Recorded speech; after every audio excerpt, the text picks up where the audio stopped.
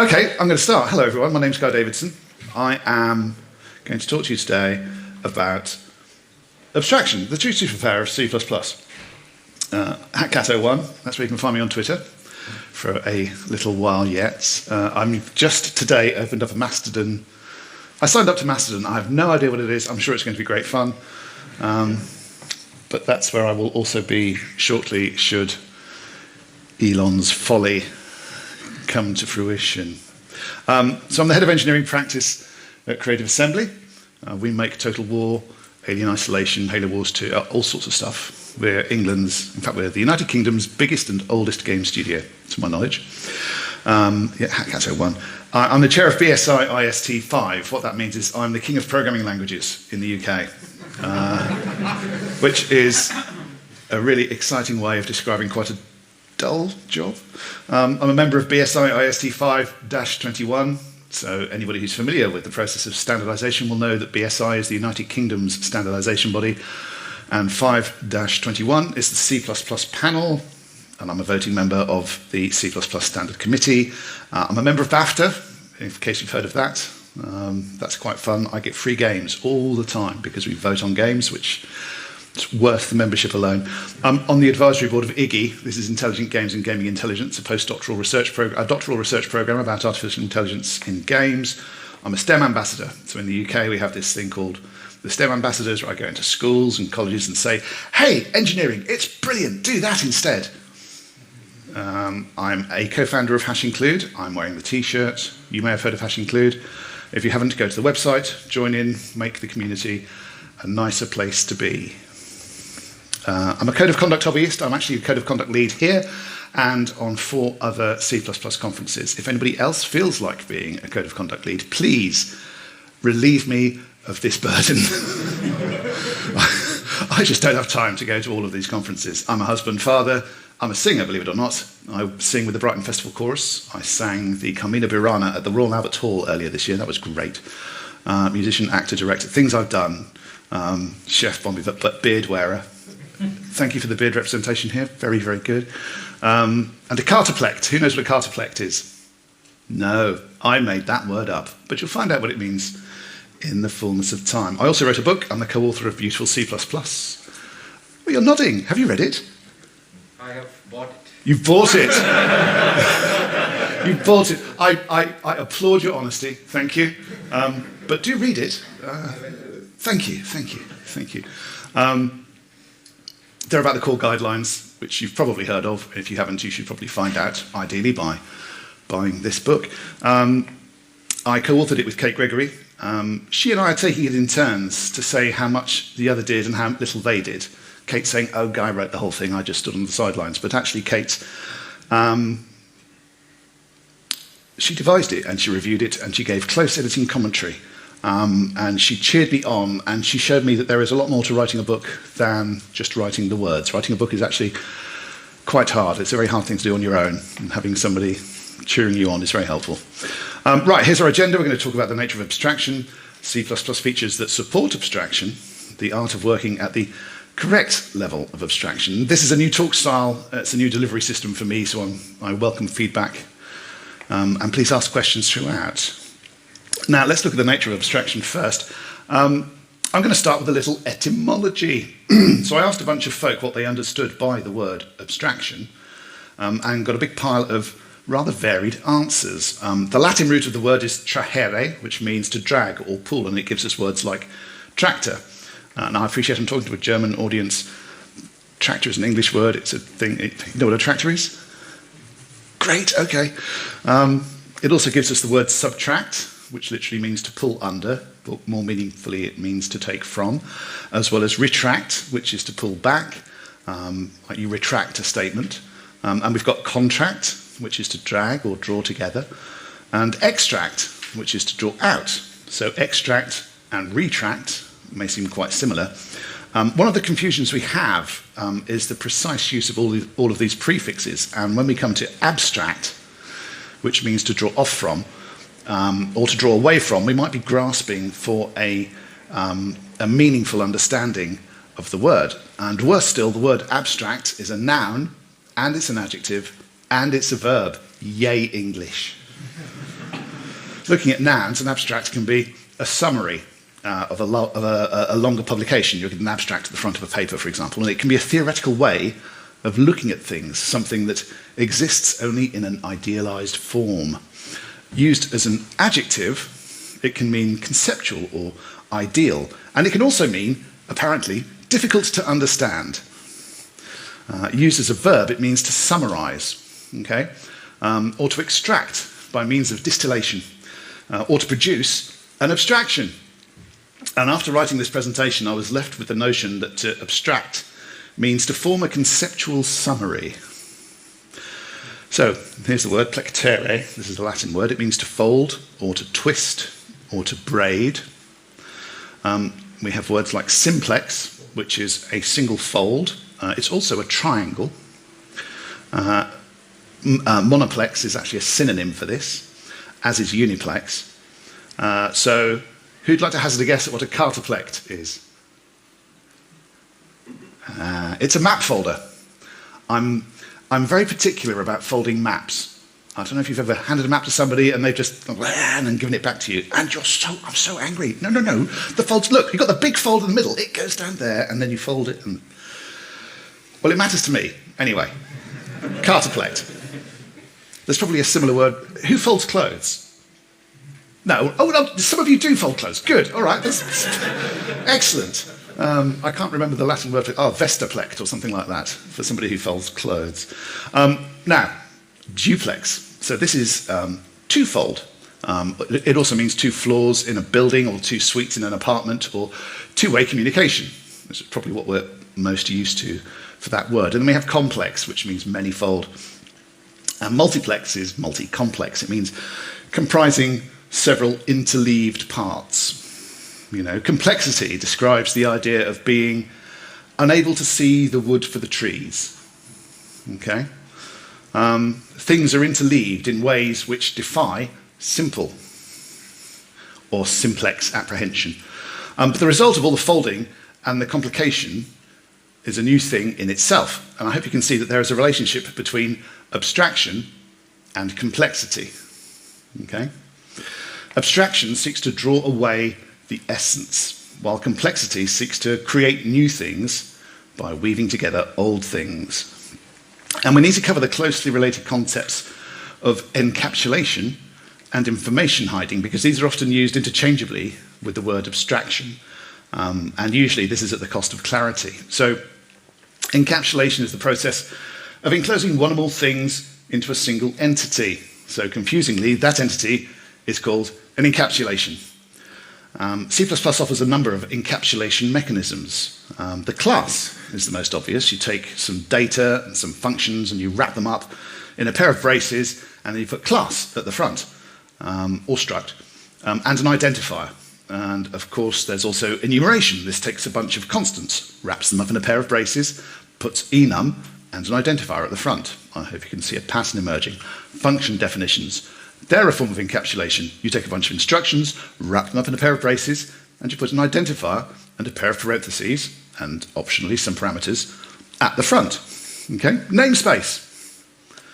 Take a bunch of definitions, declarations, wrap them up in a pair of braces, put a namespace and an optional identifier on the outside. Source files, they work in a similar way. Take a bunch of definitions and declarations, put them in a file, save it to your file system with a name. Now, modules are the first new encapsulation mechanism in a long time, and these work in a similar way to source files. Take a bunch of definitions and declarations, put them in a file, add the export keyword at the top, and save it to your file system with a name. Daniela will correct me if I've got any of this wrong, I'm sure.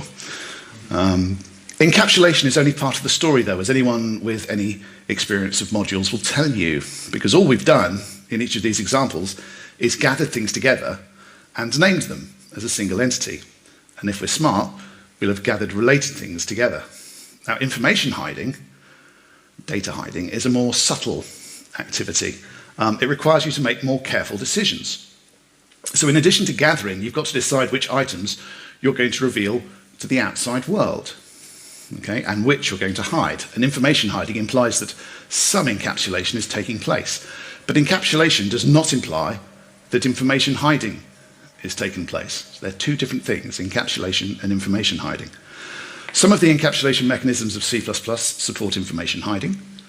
The class offers us access levels, and members within the private implementation are hidden from clients of the struct or the class. And this is how we relieve clients of the burden of enforcing class invariants, because by hiding the implementation and preserving the clients from breaking these class invariants, things are, safety is maintained.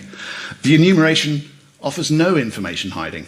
Okay, there's no way of exposing only a few members of an enumeration. And so functions hide information perfectly, okay, by merely exposing an identifier and a return type while hiding away the implementation. Namespaces can expose declarations and hide definitions by distributing over more than one file. So header and source files do the same thing as well, and so do modules. But abstraction is a tricky word, and matters aren't helped by the fact that the result of abstraction is an abstraction. Yay, English again. Just as an encapsulation is the result of encapsulation. So consider the process of abstraction, because in the same way that we just considered the process of encapsulation and information hiding, we can see what's going on here. Now, in a programming context, abstraction means identifying and isolating the important parts of a problem, drawing them off and discarding the remainder. So we separate them from the details of implementation. We label abstractions with identifiers. So again, consider the nature of functions. We bundle a set of instructions into a single entity, and then we label it. The function is an abstraction with a name which is meaningful to the problem domain. And similarly with classes, the class is an abstraction with a name meaningful to the problem domain, containing relevant functionality to model behavior that is implied by the name. But the art of abstraction is deciding what should be within the scope of the abstraction and what should stay outside. And this is where it differs from mere encapsulation. And also I use the word art advisedly because there's no mechanical method for deciding where to draw the line between what is relevant to the abstraction and what is not. And that ability comes with practice and experience. The more time you spend abstracting, the better you become at it. Now, I've used the phrase problem domain. Now, before I came to this talk, I assumed that there was no controversy about the difference between problem domain and solution domain. But I was wrong. I was very wrong. And simply typing problem domain versus solution domain into Google was really quite enlightening. I recommend you try that. Now, this is for a blog called SharWorld, which has been, unfortunately, inactive since July 2017, I think. And I quite like this definition. Okay? Problem domain, or problem space, is an engineering term referring to all information that defines the problem and constrains the solution, the constraints being part of the problem. Solution domain defines the abstract environment where the solution is developed. And he then goes on to say that the differences between those two domains are the cause for possible errors where the solution is planted into the problem domain. And this is a significant point. So consider the int keyword. Does it live in the problem domain or the solution domain? Now, if you weren't on your guard for my asking trick questions, you'd probably say it's in the solution domain because you write C++ programs which solve problems using the built-in types. But what if the problem is, how do we represent data in RAM or in CPU registers? Okay, and now, int is part of the problem domain. The solution domain is a pile of assembly language instructions. So problem domains go on to become solution domains for other problems. It just layers up. So let's look at a CPU. How do we actually get to int? Okay, so the CPU is what compilers generate code for. And this is a diagram of a CPU which I found on the Red Hat website after a little Googling. I found lots and lots of diagrams of CPUs, each with different contents, and I had to find the one that was operating at the correct level of abstraction for this talk. We'll come back to that phrase. You can start any way you like, really. The operation of a CPU is a constant whir of execution and state manipulation. So we've got the A and B register. Can you all see this at the back? Okay, good, great, thank you. You've got the A and B registers over there, just above the arithmetic logic unit. They're places where data are stored. Then we have the instruction register, which contains a single instruction.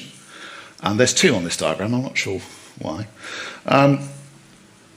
So what happens is you've got the ALU. The ALU combines the registers and instructions to produce a result in the accumulator, which is written back to the level 1 data cache. Okay?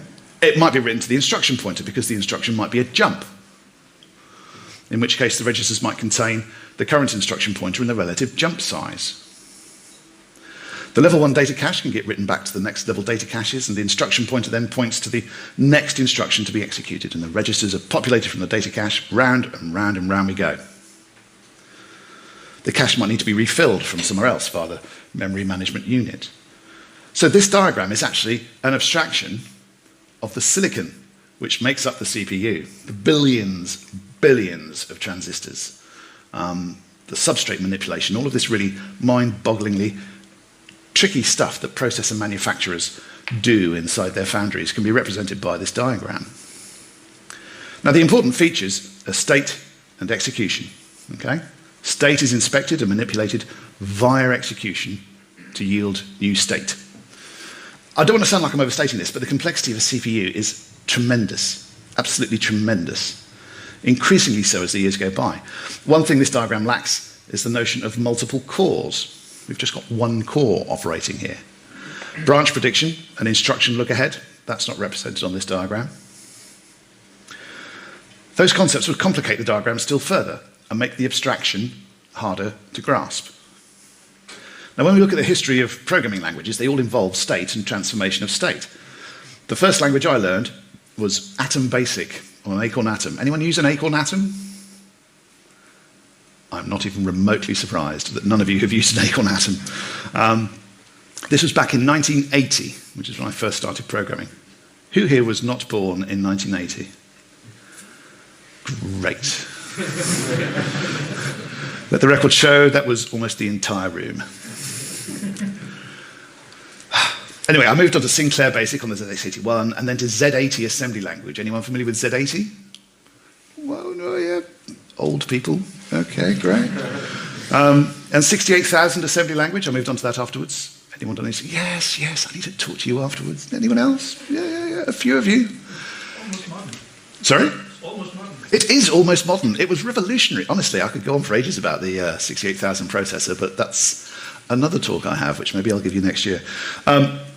But all of these involved state and execution at different conceptual distances from the CPU. And when I first started learning C, I was able to apprehend it as a macro assembly language. I could directly map between assembly instructions and C instructions. This is how C was written in the first place. A for loop looked like a conditional jump, back to earlier in the code. And a bit shift operation looked exactly like a bit shift operation in assembly. The distance of abstraction was very small. They were almost identical, except that C was portable across all these different processors. It still is. C++, however, offered a different kind of abstraction. So we'll dial back a bit. We'll start with the easy stuff. Int is the fundamental built-in type. You may have heard of long or short, but int is the machine word. It can be modified with unsigned. Don't do that. I advise against... no, don't. Unless you're looking at the size of types. If you're going to do any arithmetic at all, I would avoid unsigned personally. But as I said earlier, it's a representation of data inside the CPU, be it in registers or in the cache. When I first started programming CPUs, the registers were all integers.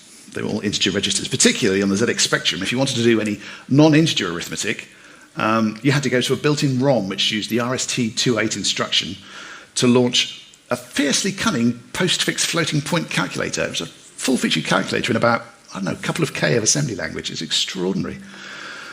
I spent the whole of the 80s actually working with integer maths.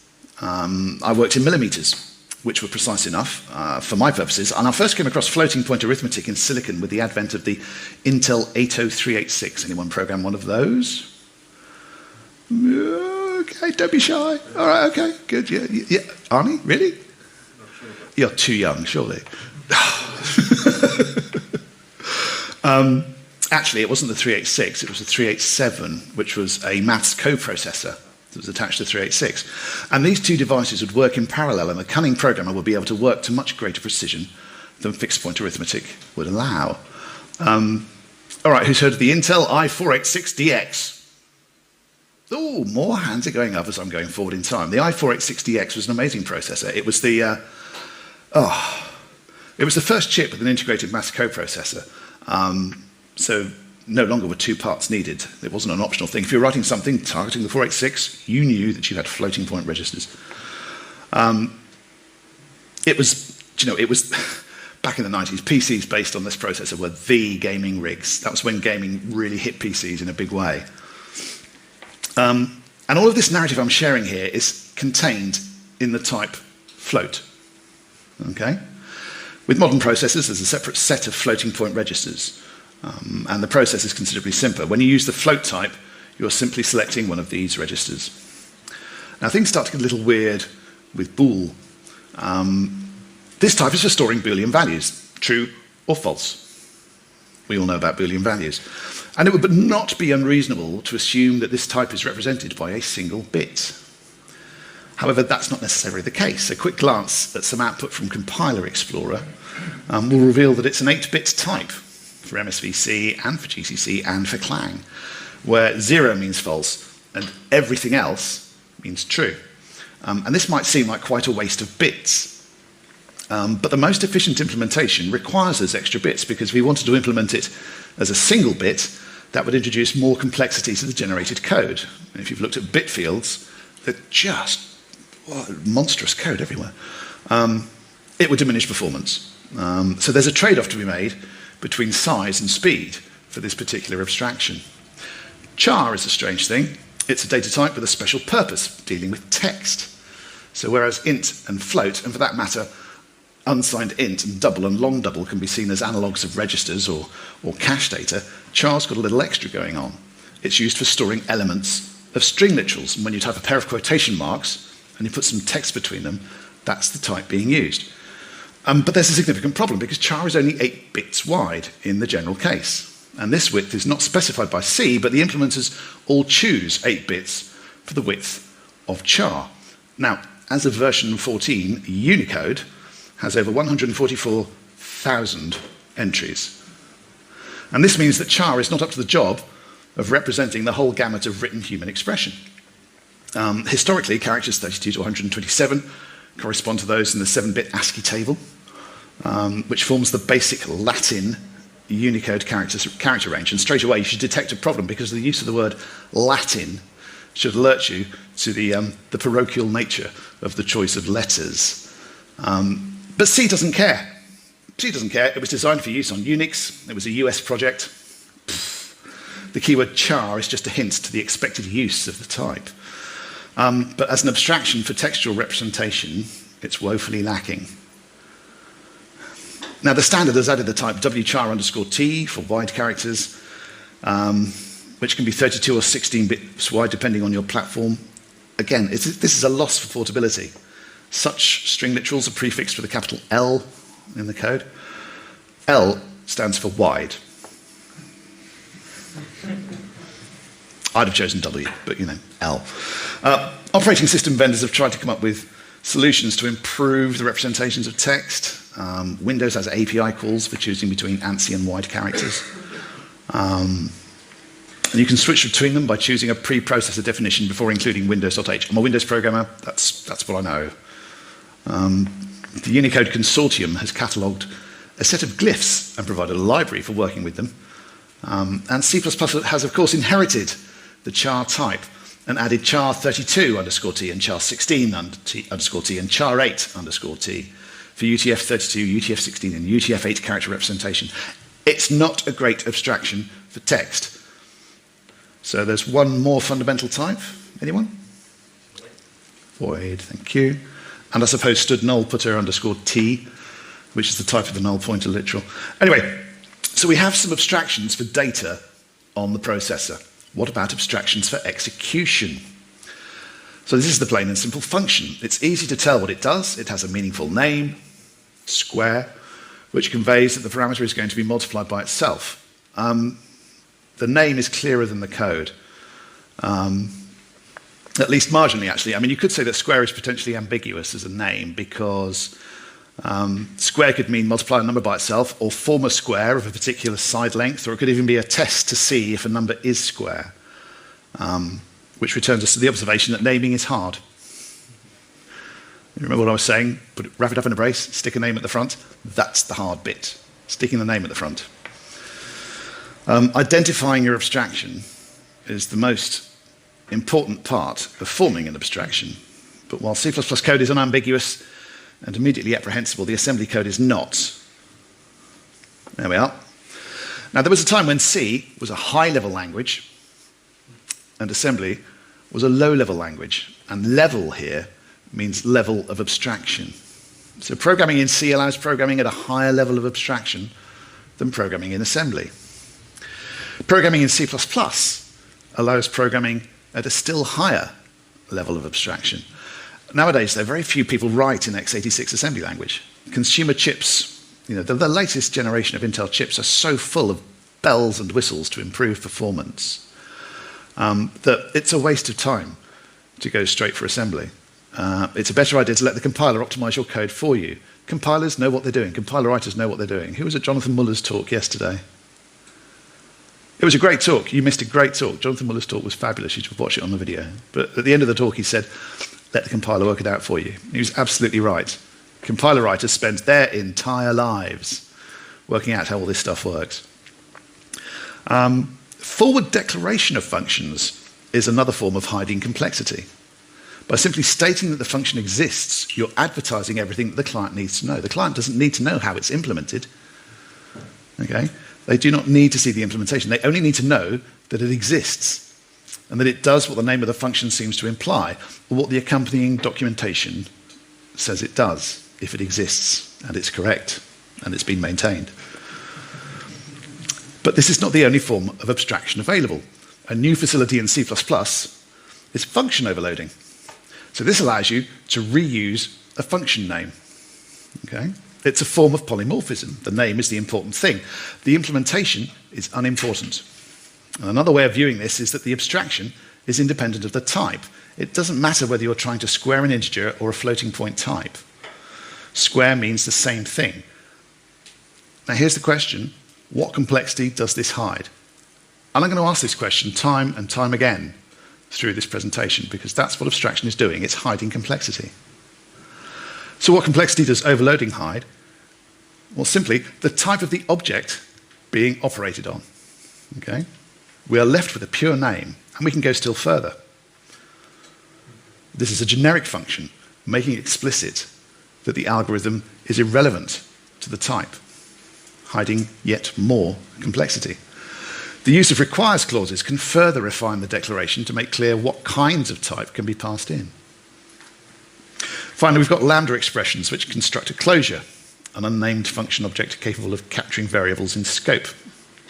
These are functions that can be passed around to functions. And this hides the complexity of mucking around with function pointers. Who is used to throwing function pointers around their code base? Some of you. The rest of you are very fortunate. Really, it's a nasty business.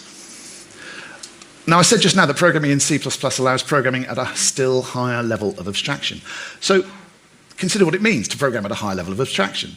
The native assembly instructions are replaced with more understandable C instructions. The complexity of assembly language is replaced with the relative simplicity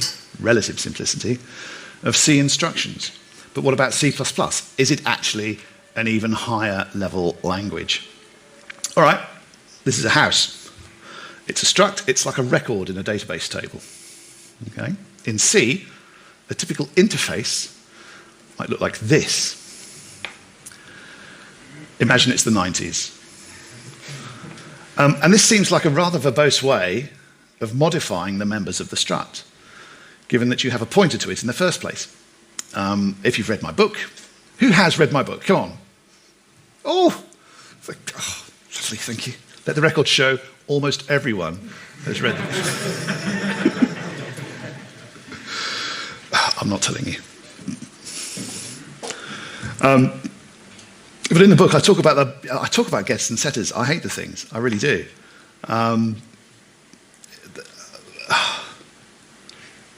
But this is precisely what you can see here.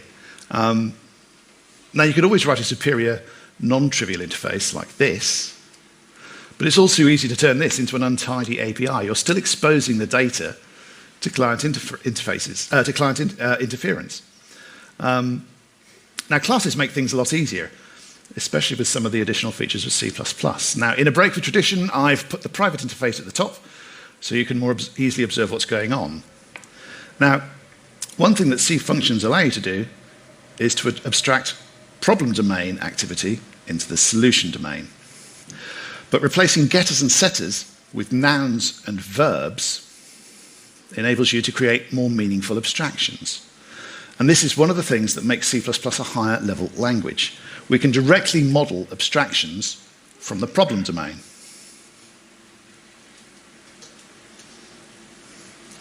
So floor area, that's a noun. Modify plot size, that's a verb. Modify floor size, that's a verb. Add a floor, that's a verb. But you can see how they might be implemented in terms of the private interface. Now, class polymorphism is not new to C++. It was available in C, believe it or not, although you had to hand-roll your own solution, and it would look something like this. You could write code by switching on the house type and calling the appropriate function like this. Do you have a chance to make this darker? Because now it's not easy to read this. Oh, that's fantastically annoying, isn't it? Stupid sun. Yeah. How do we lower the blinds? Mr. Facilities people, could you? I'll just take a moment here.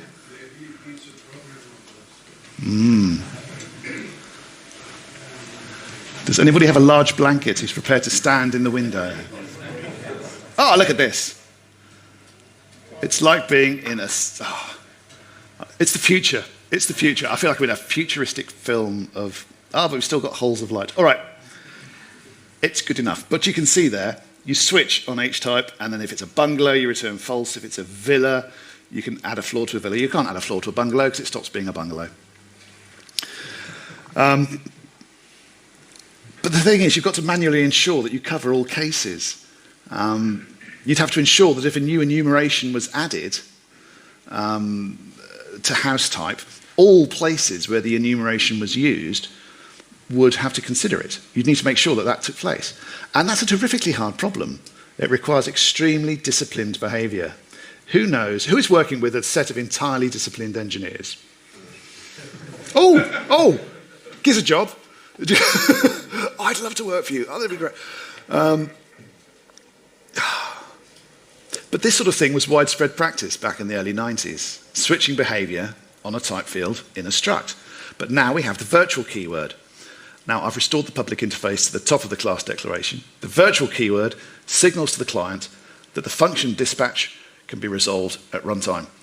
And there are a mix of pure virtual functions and regular virtual functions in the interface. Add a floor provides default behavior for when doing so isn't meaningful. For example, you're working on a bungalow. What complexity does this hide? Well, it hides the complexity of choosing behavior based on dynamic type. By overriding virtual functions in a subclass, the switch case statement is rendered completely unnecessary. Now, this complexity is not necessarily part of the CPU. It's part of the way that programmers write code. Now, I'm going to have to point out here, of course, that virtual functions do carry quite a penalty. The code needs to inspect the virtual function table, locate the function pointer, and then call the function, which means a data cache miss and an instruction cache miss. And caches are quite modern inventions in the grand scheme of things. The virtual keyword, enabling automatic dynamic dispatch, was introduced in the 1980s. We didn't have caches on processors back then. They were introduced sort of like mid-90s, I think. The first caches started turning up. And this doesn't mean that you should stop using virtual functions, but it does mean that you should weigh up the cost when you decide how to approach the problem. If you go back to rolling your own switch case-based solution, you'll suffer the same penalties. The question you should be asking is, how did you manage to lose the static type of your object, really? You know, solve that problem, and you won't need to resolve function dispatch dynamically. For example, when you create an object of unknown static type, store it at creation in a collection with other objects of the same type. Losing sight of the static type of an object is a costly design decision to make. Now, static polymorphism is also available to classes, just as it is with functions. And this takes a little more consideration. So recall that polymorphism eliminates implementation detail. It retains the identifier without having to specify certain parts of the abstraction, particularly the types. Dynamic polymorphism hides all the type information in a virtual function pointer table. Static polymorphism hides all the type information behind template parameters. And this is most obvious with the standard library containers. What complexity is this abstraction hiding? It's the complexity of implementing the data structure for a particular type. A class is a set of functions and data with some invariants. And if the data types don't matter, they can become template parameters. In fact, remember the full definition of a vector. The mechanism of defaulting is another abstraction mechanism. What complexity is it hiding? It's hiding the complexity of default behavior. This is not a trivial problem. It's solved for you by default arguments. There are other abstraction facilities offered by the class and struct furniture, but you get the idea. Okay? The class is the primary piece of problem domain abstraction. It enables you to model things from the problem domain in the solution domain. A meaningful name and a credible API are the essence of your abstraction. But to reiterate, structs and classes abstract from the problem domain. Functions and built-in types abstract from the solution domain. Problem domains become solution domains, and this last point is very important. Right, here's an interesting question. Are namespaces an abstraction facility? After all, they take a bunch of declarations, wrap them up in a pair of curly braces, and give them a name. The effect of declaring something in a namespace means it goes from this to this. Now, is this hiding any complexity? I don't think it is. Namespaces provide a facility to disambiguate common names, which does not remove complexity, it just makes the code easier to read. I am not in the future.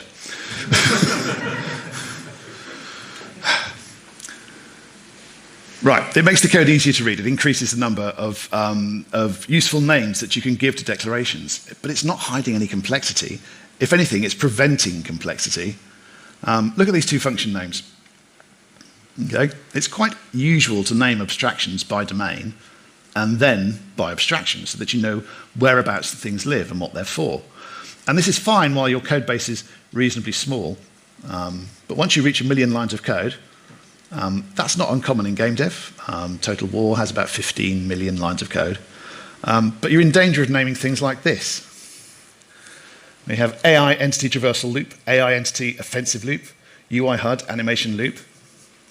And it becomes pointless if you're writing code inside the AI entity sort of code body. Why have you got names like AI entity traversal loop when you know that you're within AI entity? Nothing is served by making your names long and prefixing them with AI underscore entity. The facility of namespaces allows you to offer domains of abstraction to the compiler and a simpler means of disambiguation, but it does bring its own problems. So this is a using directive. The core guidelines suggest that you should avoid declaring a using directive in a header file. There is an exception, actually, which is std literals. Who's used the std literals namespace? Oh, great, excellent. You need this to use string literals in header files. But I don't think the core guideline goes far enough. I think, with the exception of the std literals namespace, you should never use a using directive. Oh, someone's nodding. Klaus? Yeah, he's nodding. Yeah, okay, people nodding. Have both of you read my book? Yeah, well, there. You see, read the book. Be convinced by my wise words.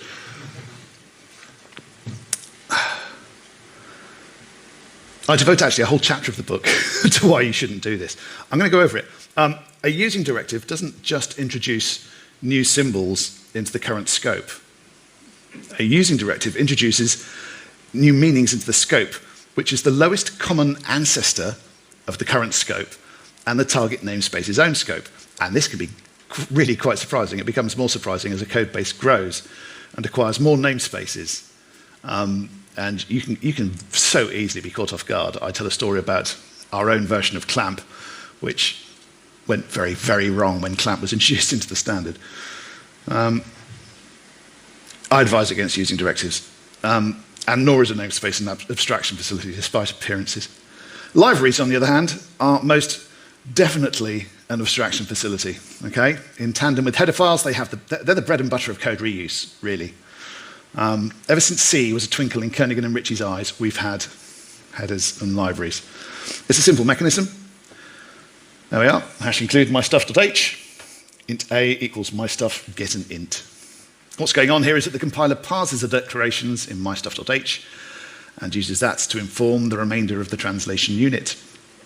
And this is great. You've got a consistent way of making a set of declarations and reusing them in other translation units. And you're able to adhere to the one definition rule and have that one definition be consistent. That's brilliant. The definitions of those declarations are either made in the header file with static linkage or included in a library file.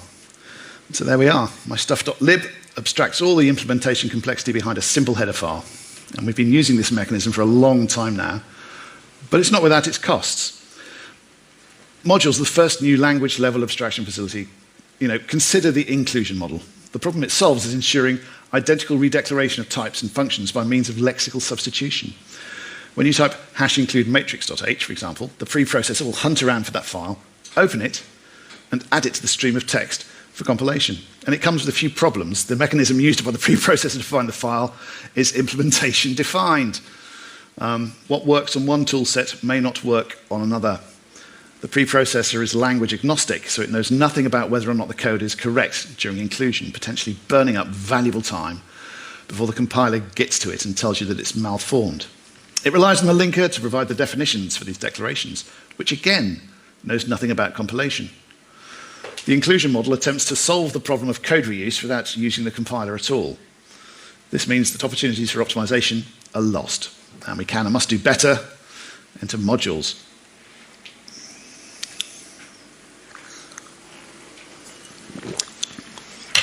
The big deal with modules is they turn libraries and programs into reusable components. A module is a set of source code files that are compiled independently of the translation units that import them. They've got no effect on the compilation of the translation unit that imports the module. After a module is compiled once, the results are stored in a binary file that describes all the exported types and functions and the function templates and the class template.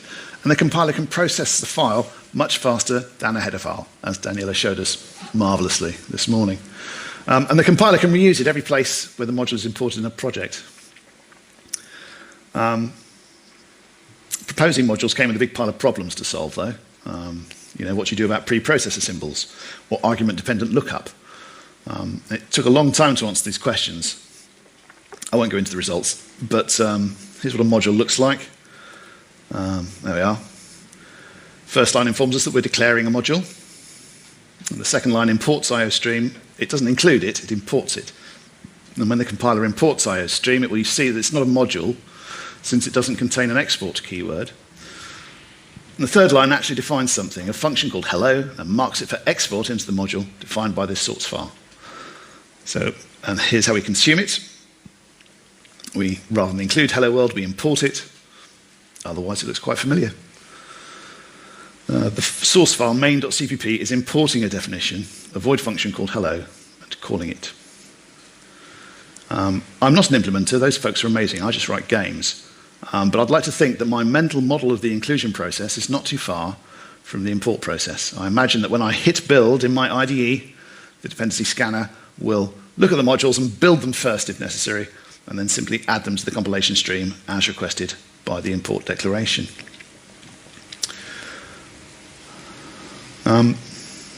What complexity is this hiding? It's the obvious question.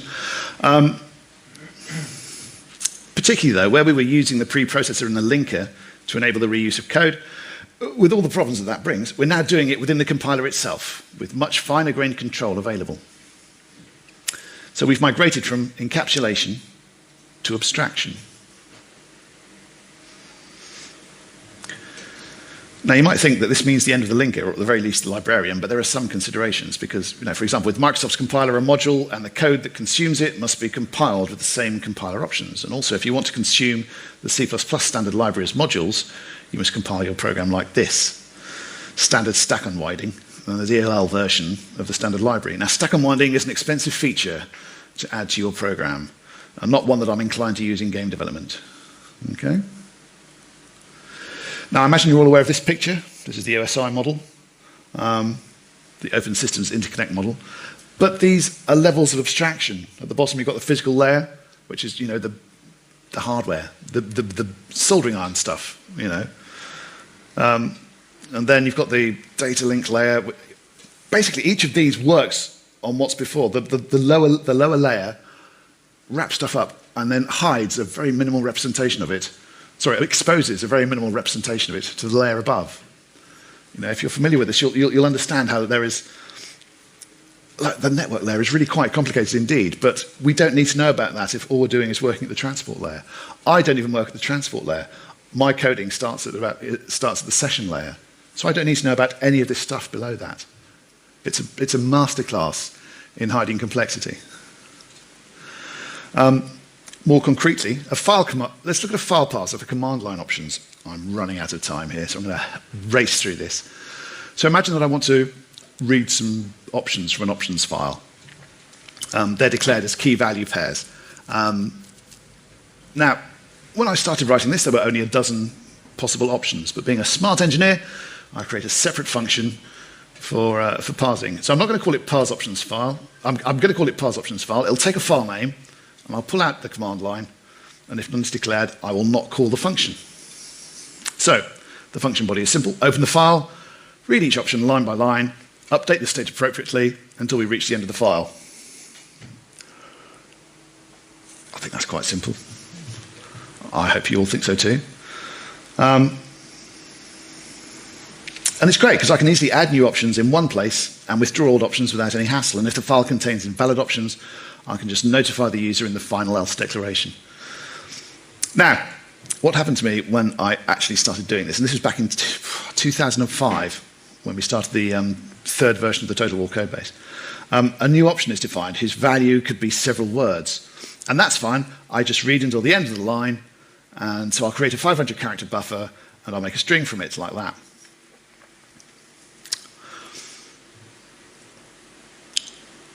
Now, I'm feeling pretty good about myself here. I've come up with a simple, flexible way of parsing options. I can just add code for each option. Now, a colleague tells me the following week that some of the tokens are only valid if the user has set the debug flag. And that's also fine. I can set the debug flag at the top of the function. I can query it later in the function and be sure that I only apply tokens when they're applicable. But I'm keeping track of state now, so I'm starting to get a bit worried. And then incorrect preferences files start to cause a mess, sort of about 3 or 4 months later. And so I'm asked to apply the preferences only if they're still valid. And I sigh. Maybe nowadays I could use std optional perhaps. But this function is so useful that over time everyone else has had a go. They started using the options file, and there's now 115 preferences. And when I went back to this, I thought, oh no, I'm going to die. Everything's awful. Everyone is using this file. Every error is going to be my problem because everyone's using this function. And they say, Guy, why doesn't this work? I don't know, you wrote the function, But that's how people work, They say, no, it's your function, it's your problem. So you might decide declaring a single function for each option. And this is a good idea because it at least highlights that the responsibility for bad behavior lies with the person who wrote the individual option's parsing function. You can't wriggle out of that. And so what we've done is we've encapsulated all the different options in their own functions. That's nice. We can easily add further functions for new options. But this pretty much sounds like what I just said about adding different code. Other users of the function, they should get the hang of things though. They'll see the pattern and they'll follow it because that's what you expect people to do. But that's not how people work. There are so many places where this could go wrong, and it did. But let's bring abstraction to the party. We're trying to parse a file of key value pairs and apply the results to the environment if they're valid. Okay, the function is well named, parse options file. The problem we have is safely adding arbitrary key value pairs. So, is the identity of the full set of pairs actually relevant to parse options file? It's not. It doesn't matter. We don't need to know the full set. We just need to be able to parse them. At the moment, we're simply pulling keys from the file and checking each key in an ever-growing if-else statement, since we can't switch case on strings. Well, not yet, anyway. So this sounds like an associative container. And in fact, a map of keys against function pointers sounds perfect here. And suddenly our function has lost a huge amount of repetition and been replaced with a single interrogation of a map and a corresponding function call. The important part of this function is that it parses an options file and does something with each key. But along the way, we've lost the capability for values to contain spaces. But, we can probably do something about, just read a string rather than a key. It's credible. But it's certainly feeling better, because all we need to do is initialize the map of keys and function pointers. But we've just moved the problem around again. Okay? The initializer is another point where users can trip up. It's easy to forget to update the initializer. But perhaps we can automate that. Rather than mapping keys against function pointers, we can map them against function objects with constructors and create static objects rather than functions, like this. So we can insert the address of the object into the map. And in fact, we can derive all of our function objects from the command class.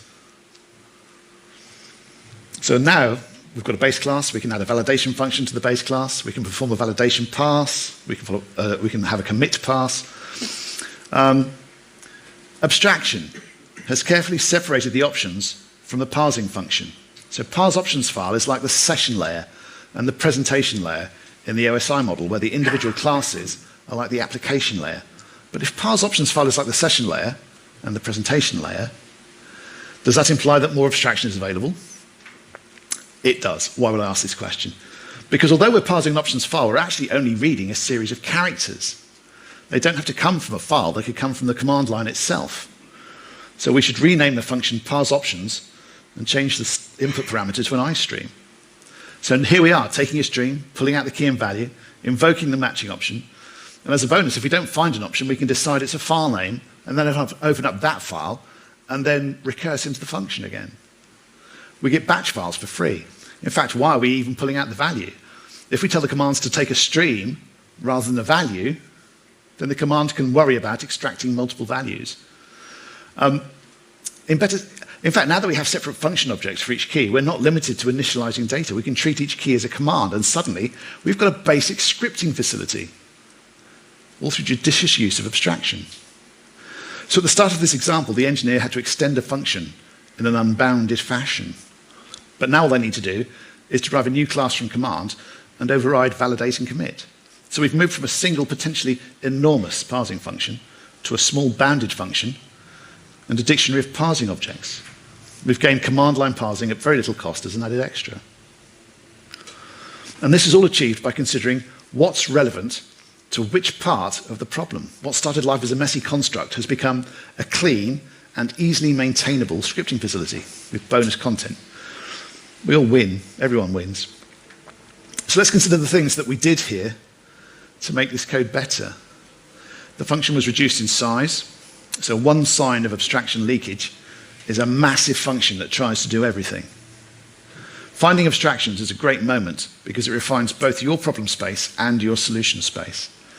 Deciding that the parsing didn't care about the source of the data broke the back of the problem entirely. It revealed lots of options that sprung out from suddenly gaining a greater understanding of the problem. Now, towards the end of writing my book, Kate and I had a conversation where we both realized that the C++ core guidelines can largely be rephrased as respects the level of abstraction. Anyone read Jonathan Beccara's blog? He doesn't seem to be writing anymore. Okay. He talks about abstraction a lot. This is not a new goal for programming, but I think it is the most important. Respect the level of abstraction. The purpose of language itself is abstraction. When you try to tell someone how you're feeling, we use language to make sense of our emotional state to someone else. We have a problem domain of how to communicate, and the solution domain based around use your words. Now, when we write code, we're trying to migrate something from a problem domain to a solution domain.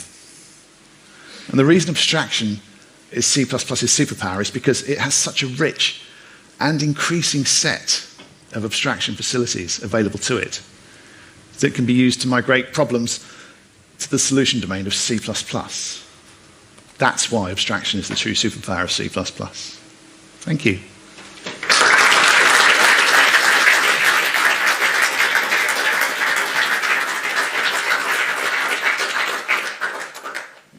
Right, ask me 2 questions. Flo, No, we have 5 minutes. we have 5 minutes? Yeah, yeah. So you can That's not a question. You can ask more than questions. All right. Questions? Couple? I've stunned you all into silence. Don't be shy. I can go back over more slowly if you like. Have you got time for that? Don't be shy. Don't be shy. A couple of questions. We have time. You all need to go and watch the video, don't you? Class. Thank you. Thank So you. it's not really a question, it's more like a challenge. All right. So you said the most important thing is use the right level of abstraction. Yes. Now there's also separation of concerns, which Yep. I personally feel is super important too. Yep. Is this now number 2 or number 0? So I think they're the same thing. It's the same thing? I think it's the same thing. Concerns could be peers, or concerns could depend on one another, but they're separate things. You know, concerns are different abstractions. An abstraction, it's when you see a bunch of stuff and you identify and you observe a single identifier for that bunch of stuff. You think, I can hide all of this. You know, you see like a bit of wood and it's got some green stuff on it, and it sways when the wind. Tree. There you are. Tree describes all of that stuff. That's you finding an abstraction. With concerns, you know, separation of concerns, you observe that when you've got a big function, you've got lots of stuff going on, you're thinking, no, there's too much going on here. And you think, you know, what's going on at the top here? Parsing! Right, put it out, separate function. Okay? And then you've got more concern, and then as the function goes on, you'll see more. Some people, they say, no, I like my 200-line function. Great, maybe it is a single concern. You know, one of the problems we have is that the reason why Kate and I thought it's all about abstractions is that there were so many ways of saying things where people could come up with exceptions. You know, I could say, you could have a core guideline that says, keep all your functions less than 200 lines long, or or whatever. Somebody could come up with an exception to that. They might have a really meaningful, reasonable way of saying, well, actually, no, that's wrong, because this needs to be 200 lines. These core guidelines are rubbish. I'm going over here now. You know, but actually, as long as you're respecting the level of abstraction, as long as that is all at the same abstraction, that's fine. And the way that you'll know is because you'll look at it all and you will not be confused. You'll see that big function, and it won't be confusing because it is a single concern. But that's, you know, as far as I'm, you know, that's really exceptional. You know, whenever I look at a long function, I think, right, go away, find your abstractions, and then come back and I'll do a review. I actually do have a question. Flo. So you were talking about namespaces not being an abstraction. Yes. But to me, the grouping of code, even within a library or without a library, can still convey information and can therefore be an abstraction. So Okay. I was interested in why you didn't consider it an abstraction. It wasn't clear to me. The simple act of grouping stuff together and forming a namespace is it's making things clearer, but abstractions aren't necessarily about making things clearer. It's about a particular form of identification. Namespaces in and of themselves will simply allow you to gather related concepts together, which is kind of, it's part of the way towards abstraction. That's how you start. You'll think, actually, no, these all live in here. Maybe it is an abstraction. It just doesn't feel like it to me because it is simply, it's gathering rather than identifying. In that direction, namespace tree. Put all the stuff together and you have a single name for it. It's what you said about the tree, right? So it's a namespace tree, then... I think he's finished. I think I'm finished. Too fast. I think you were next. It's a bit an off-topic question, but would you consider visual languages as the highest form of abstraction, like blueprints, for example?